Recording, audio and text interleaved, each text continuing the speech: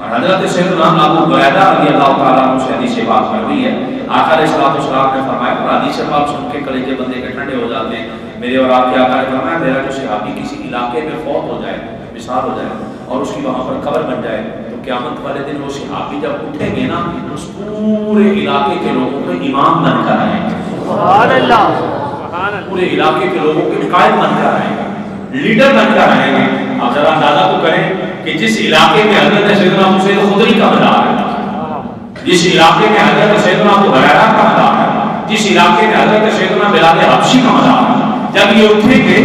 میدان حشر کے لیے اور یہ آگے آگے جائیں گے، پیچھے پورے پورے اجتماع جائیں گے، دنیا کو اللہ کو پتا جائے گا کہ یہ شان ہے خدمتگاروں کی سرکار کا بڑے بڑے اجتماع کے پیچھے سے آئے گا، قائد بن کر جائیں گے، لوگ پیچھے پیچھے جا کر کون ہے؟ یہ آگے کون ہے؟ حضرت سیدنا بلال حبشی جا رہے ہیں، سبحان اللہ،